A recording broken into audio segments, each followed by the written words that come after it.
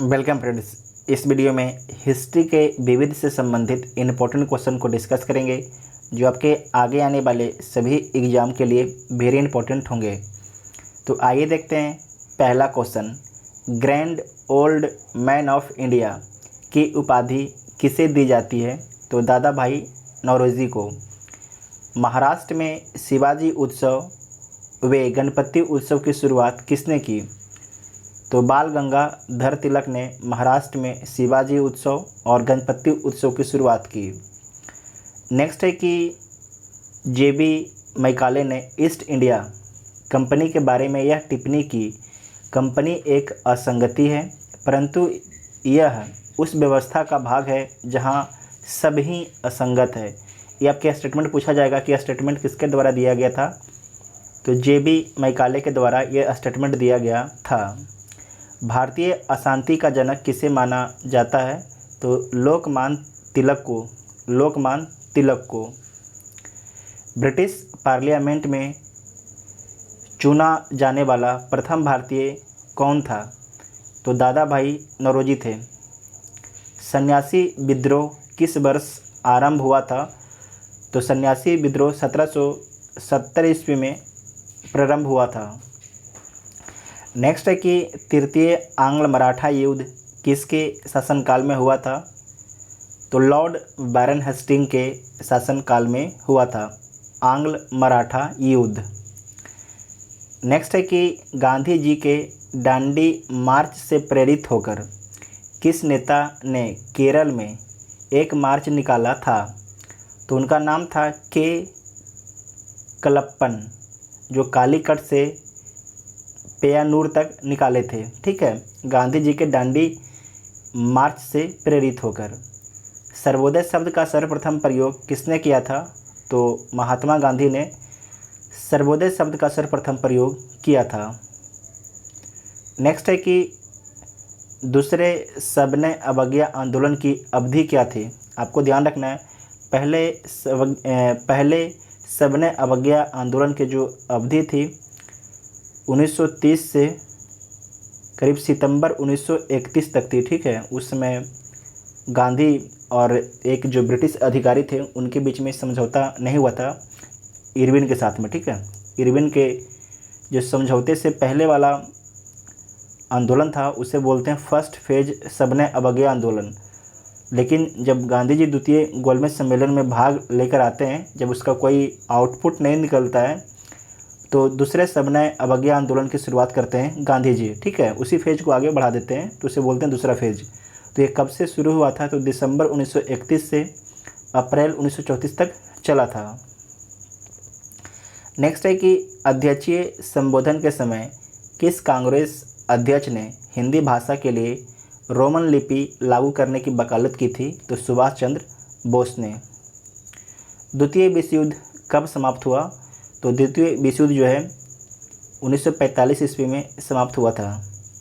मध्यकालीन विद्वानों लेखकों में कौन जैन धर्म का अनुयायी था?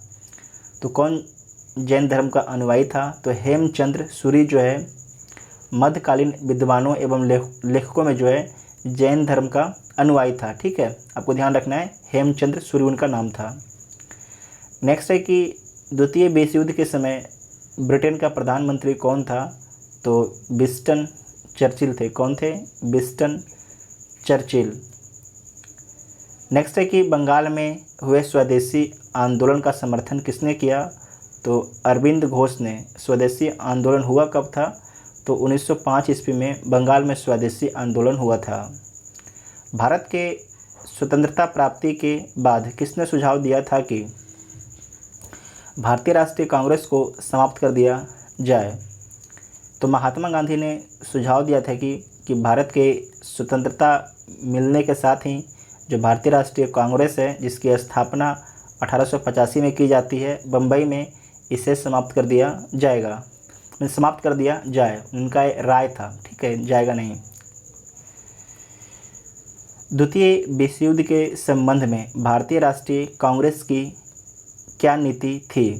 तो पूर्ण स्वतंत्रता का आश्वासन मिलने पर जो है ये ब्रिटेन का सहयोग करेंगे, भारतीय राष्ट्रीय कांग्रेस करेगी। ठीक है, द्वितीय विश्व युद्ध में।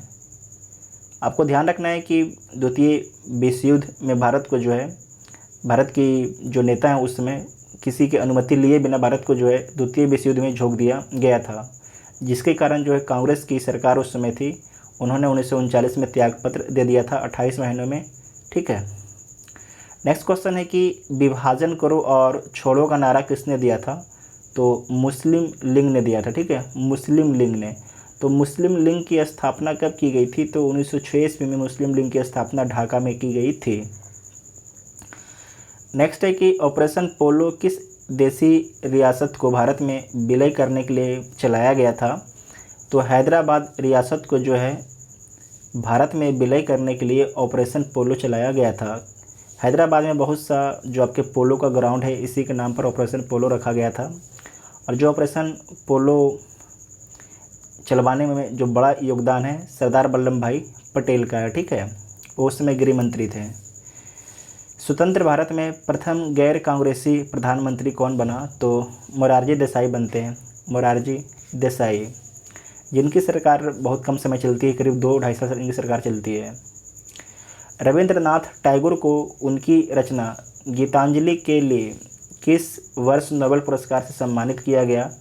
तो वर्ष 1913 में। रविंद्रनाथ टैगोर को महान प्रहरी की संज्ञा किसने दी थी? तो महात्मा गांधी ने। ठीक है, महात्मा गांधी ने रविंद्रनाथ टैगोर को जो है महान प्रहरी की संज्ञा दी थी।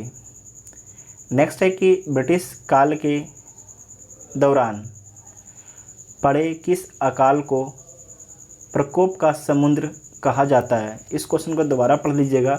ब्रिटिश काल के दौरान पड़े किस अकाल को प्रकोप का समुद्र मतलब सी ऑफ कैलेमिटी कहा जाता है? तो उड़ीसा के अकाल को बोला जाता है, क्योंकि उड़ीसा में 1866 ईस्वी में भयंकर अकाल आया था। नेक्स्ट है कि गुट निरपेक्षता नीति का प्रतिपादन किसके द्वारा किया गया था? तो उसमें जो भारत के प्रधानमंत्री थे जवाहरलाल नेहरू के द्वारा किया गया था। भारत के पहले प्रधानमंत्री थे जवाहरलाल नेहरू। भारत के प्रथम प्रधानमंत्री जवाहरलाल नेहरू के जीवनीकार कौन थे? उनके जीवनीकार कौन थे? तो फ्रैंक मोरेस थे। कौन थे? फ्रैंक मोरेस।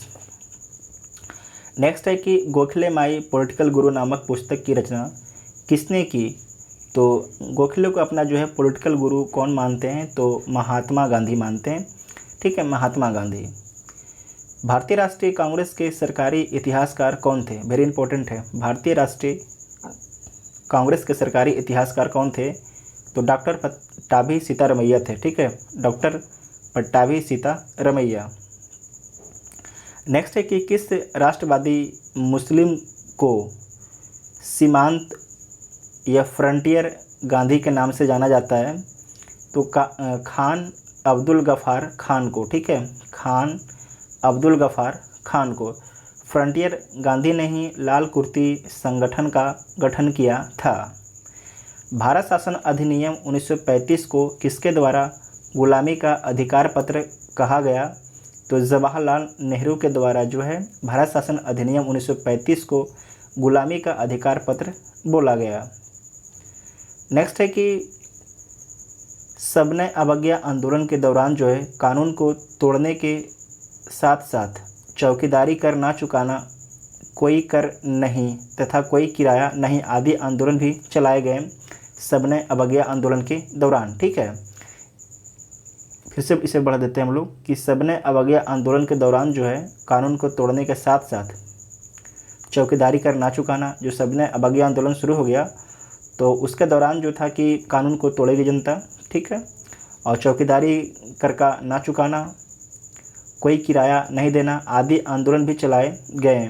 जिससे कि जो सबने अवज्ञा आंदोलन चल रहा था उसी के जो पैरेलल जो है कानून को तोड़ने का जो आंदोलन भी चल रहा था, चौकीदारी कर ना देने का आंदोलन चल रहा था। जो चौकीदारी कर ना देने का आंदोलन ये बिहार में चल रहा था, कोई किराया नहीं आदि आंदोलन भी चलाए गए। इस आंदोलन में जो है समाज के सभी वर्गों अथवा महिलाओं, छात्रों, जनजातियों, कामगारों, किसानों, व्यापारियों, कुछ मुस्लिम समुदायों आदि का भी समर्थन प्राप्त था। जितना भी हिस्ट्री का विविध से संबंधित इंपॉर्टेंट क्वेश्चन था, सारे को हम लोग इस वीडियो में डिस्कस कर लिए हैं। अगर वीडियो आपको हेल्पफुल लगता है तो चैनल को सब्सक्राइब कीजिएगा और वीडियो को अपने दोस्तों में भी शेयर जरूर कीजिएगा। Thank you.